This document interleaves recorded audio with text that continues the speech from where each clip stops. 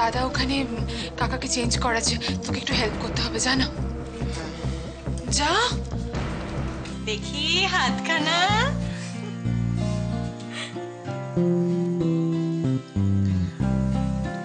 দেখি তুই হাত দে।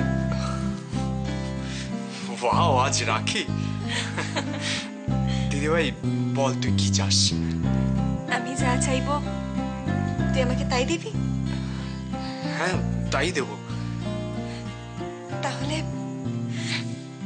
তাহলে তুই আবার আগের মতো হয়ে যা না ভাই। Good morning sir. মর্নিং। আচ্ছা চন্দনবাবু, এই কদিনের মধ্যে আপনি কি আমাকে কিছু আড়াল করেছেন? আড়াল করেছি আপনাকে আমি মানে? আচ্ছা, আমার বৌদির ভাই কি এর মধ্যে কোনো ব্যাপারে আপনার সাথে? ও আই সি। তাই বলুন, আমি আমি ভাবছি আপনাকে লুকিয়ে আমি কি করতে যাব। হ্যাঁ তা আমি জানি, সমস্ত তুচ্ছ ব্যাপারে আপনার মতন একজন মানুষ কেন জড়াতে যাবে? কিন্তু এই পুরো ব্যাপারটা যে আমাকে জানতেই হবে। এনিওয়ে, আপনি আজকে আসছেন তো নার্সিংহোমে? হ্যাঁ হ্যাঁ আমি আসছি। তাহলে আপনি নার্সিংহোমে এলে আপনার চেম্বারে গিয়েই কথা হবে। ঠিক আছে। মা, মা দেখো আমরা এসে গেছি। মা, ঠাকুর, আমি তোমাকে বাতাসে লুট দেবো। কি হলো, তোমার লাগছে?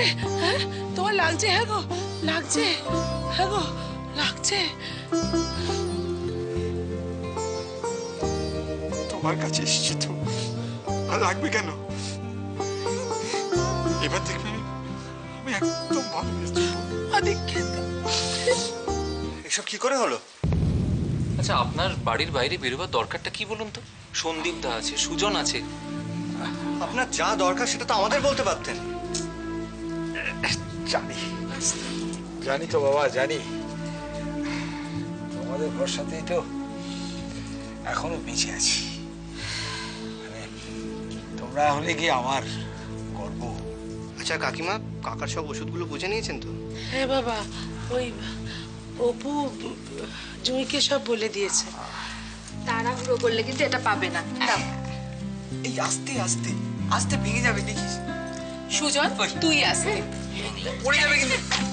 দেখি দাদা হাতটা দে তো, আমি জানি না তোর পছন্দ হবে কিনা। কি যে বলিস তুই! পছন্দ হয়েছে? রে, ভীষণ সুন্দর হয়েছে। তুই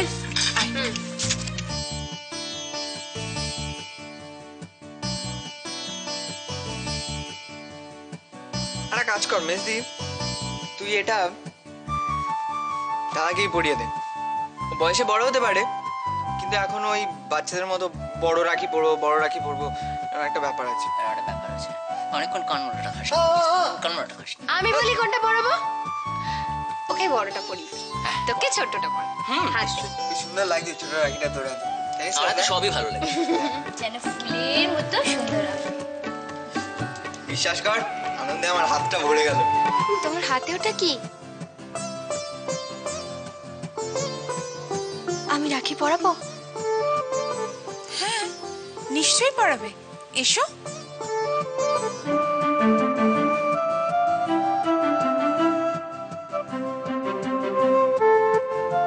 খুব সুন্দর।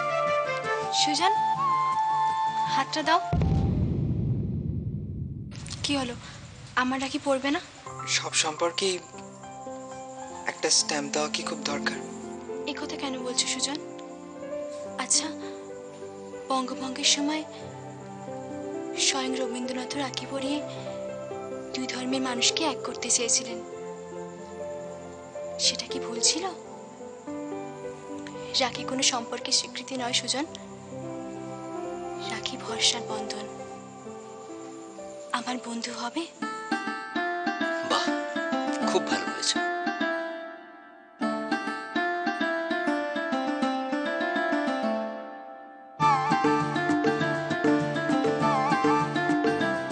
তুমি চিরদিন আমার বন্ধু হয়ে থাকবে তো সুজন? থাকবো, নিশ্চয়ই থাকবো মুস্কান।